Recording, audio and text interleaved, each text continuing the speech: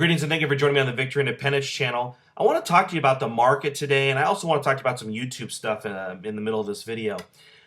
First of all, let's look at the market. A lot of people said the market's going to go down. I don't think it's going to go down too much right now because of the Federal Reserve. If you've been reading my articles on future money trends, you will know that what I have been predicting is that they wanted gold and silver to go down because of the monetary aspect. They wanted oil to go down because of the headline price inflation number. And that's as far as they wanted it to go. They do not want the broad stock market going down. They don't want a huge sell-off or a crash or a panic. You have to remember, in 2008, when we had a huge crisis, you had a crisis of confidence as well in the American consumer, but at the same point in time, they were very optimistic, and there was a strong normalcy bias that things will get better, things will improve. So as long as they can keep that normalcy bias consistently strong with the average person, that is the game they're playing. That is how you keep kicking the can and keep control over everybody. So I don't see them letting things get that bad without doing a lot of printing to prevent that, because 2008 and 2012 is much different. You know, if you fall through the floor on this one, fundamentally and structurally, you're not good. Your debt, you've just spent trillions of dollars trying to get yourself out of this hole in 2008, which obviously we know is absolutely ridiculous. But so they've got this normalcy bias back in, fully priced in. Everybody feels sluggish. You know somebody who's been in foreclosure. Maybe you foreclosed. You know somebody who's unemployed, or maybe you're unemployed. But it's a sluggish economy. People are still living their lives, waking up every day, going to work, or going to the movies, or going to Chili's. And things feel normal, almost normal again, almost like a new normal, I guess. But it's not panic. It's not a crisis. If things got ugly again, if we saw the Dow Jones fall below 9,000, you would see an absolute panic.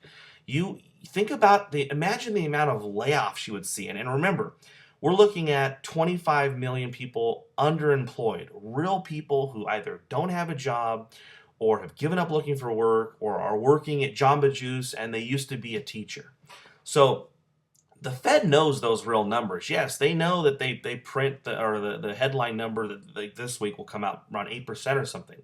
But they know the real numbers. They're not stupid. So they know that if you had a rough economy and then you lost all these jobs from 2008 to 2012, you don't want to start off with another one of those in the current situation. So that's why I see a lot more printing. I see more quantitative easing over the next few weeks here. I think it's going to be announced. I don't think they're going to wait until the late summer. As my interview with Rickards, James Rickards pointed out, it would look political if it's close to the election, and after the election it may be too late.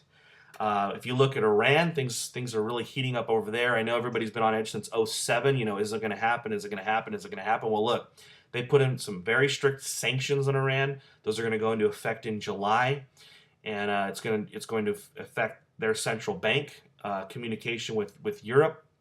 It's going to affect their banks. It's going to affect their oil market, their oil sector. They're not going to be able to EU nations will not be able to import Iranian oil. So, I mean, think about it. The war's already started. If someone came up to you and took away your livelihood and tried to excommunicate you from all your neighbors, what would you do? I mean, seriously. So Iran's been backed into a corner. Their response, their nuclear chief said that they're going to continue moving forward. So I think a conflict is likely, in my opinion, over the next 3 to 6, 7 months here.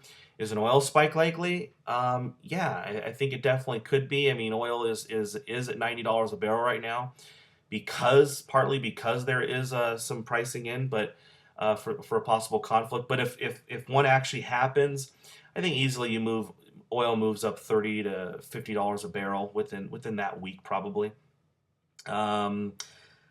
Moves me to my next point. I wanted to talk about YouTube, just the attitude of some people. First of all, this is a free market channel, and I advocate the free market. I don't think we live in a free market, but I advocate the free market. I have advertisers who sponsor my videos. I consider my channels mine, even though obviously YouTube does ultimately have control over them. But YouTube does give the people who are channel owners the ability to delete comments or to block users if they should see fit that those people need to go or those comments need to be deleted. People often say that, people who, I'll hear comments, well, Vision Victory is against free speech because he deletes comments. Well, look, it takes a lot for me to delete a comment. It has to be about an outright lie. Or something very annoying. Most annoying thing to me on YouTube right now is the people who say they're truthers, and then they'll say the very next line is just some wild accusation. On my advertisers, I've had bullion dealers advertise, I've had publicly traded companies, I've had financial advisors, and mainly the most recent ones I'm always getting is publicly traded companies. And I vet 100% of my advertisers. And if you look at all the other YouTube channels, and these are great channels, and again, I'm for the free market, so I support this. I have nothing against it, but they're just random ads. They have no idea who's going to advertise them. It could be Buick, it could be Blanchard, or what's the other one? Goldline. The Goldline straight rips people off. See those ads? So, I chose a different route. 2 years ago, I was a YouTube partner. I still technically am, but I have people who contact me directly, and they sponsor my videos, and I vet them. I look at these companies. So when I hear these people, when people say pump and dump on the companies that advertise, it really bothers me. Number one, it bothers me because that means they have done no research on the companies that are advertising. It really kind of it's insulting to the people, my advertisers. So absolutely, I'm going to delete it. I mean, number one, you haven't done any research. And when a company has 60, 70 employees, that's not a pump and dump, especially when these 60, 70 employees make $80,000 each. The company generates revenues, in commercial production. I was looking at recently I started a contract with Vanguard Energy Corp. And it's probably one of the most, low cap market oil companies that I've seen that's producing. It's producing oil. I mean, this is really, it's kind of the downside risk is very limited. They generate roughly $400,000 a month. Producing oil at less than $20 a barrel. But then, I've got people going, oh, pump and dump, pump and dump, pump and dump. Okay, I'm sorry, but, yeah, it's a very low market, low float stock company. But let's be real. Look at the people who are involved in it. First of all, one of the guys, the chairman, Dr. Bailey, he's a guy who his previous role in the oil market is he was the president for Exxon of Arabian Gulf. Previous to that, he was an executive at Texaco. Same thing with their CEO. He has a lot of executive experience. But again, pump and dumps don't do anything. Pump and dumps are just shells. They're dead companies. Or like Timothy Sykes says, they're carcasses. So it bothers me when, people who advertise with me, I turn a lot of them down because they are shady or they're very risky and speculative. It doesn't mean they're all going to go up, every single one that advertise with me, but they have a really good chance because they're real companies. They're 100% real. That's one thing I can guarantee you. Of course, this is just my opinion, blah, blah, blah, disclaimer. I'm not an investment advisor. But, people go, well, but this one's down and this one's down. Oh, okay, great. Which ones aren't down? Talk to Rick Roll and Peter Schiff because I'd love to know. Newmont Mining, Pan American Silver, Barrick Gold, silver itself. My God. Imagine somebody who told you to buy silver last year. That was me. I told a lot of people to buy silver last year. It was in the 40s, now past the 30s, now it's into the 20s. May go even lower. Do I feel bad about telling people to buy silver? No. It sucks that they bought it at the 40s. But, look, everybody has to make their own decision. I think it was the right decision to purchase silver last year. I think it's the right decision to purchase silver now. I don't know where the price is going because you can't make a prediction off of fundamentals. You're making predictions off of what the central planners are going to do. So this whole thing with people just trashing me because I have advertisers makes no sense. Seriously, it's such a disconnect for me because I'm advocating free market.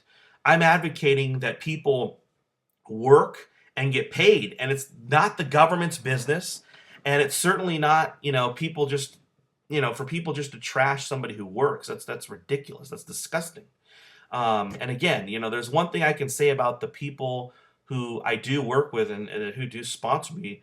They go through a strict vetting process, and many of them, if not most of them, I'm trying to think about the last 5 sponsors like that. I probably met with 4 of them personally. And some of these people are in Vancouver, so I try to meet with them when they fly down to California for presentations to investors and stuff. But you know, it really bothers me that here these great companies, great ads, and great guests. You know, a lot of people just trash the guests, like, oh, you know, Jim Rogers is an idiot. You know, I don't think you should just say people are idiots. I mean, I don't think just because you have a keyboard and you're anonymous, you know, you can just say anything you want on my channel. Again, if you go to my house and say something and like that, I'll kick you out. And if you're on my channel, then yeah, that could happen. Is it free speech? No. Here, I'm going to flip this on you because number one, free speech is your speech against the government. But let's just say you're saying that I'm infringing on your free speech. To all the little trolls out there, isn't being on my channel and me deleting your comment, isn't that by your logic me exercising my free speech? You guys have a great weekend. By the way, next week I'm going to put together a great video. It's a hot topic. Physical silver versus the mining shares. Obviously, I'm 100% biased. So I'll get that out there right now. But I've gone through the debate many times over the years in my head. And I think you guys will really appreciate this video. It'll be a lot of things you guys might not have thought of that are just holding physical, and a lot of people who are holding mining shares that have been losers. You'll learn why they've been losers, and you know, it has to do with the ETFs. It's a catch-22 for the physical people only, because obviously they hate the ETFs. However, the metal would not be anywhere near where it is without those ETFs. All right, you guys have a great day. Bye.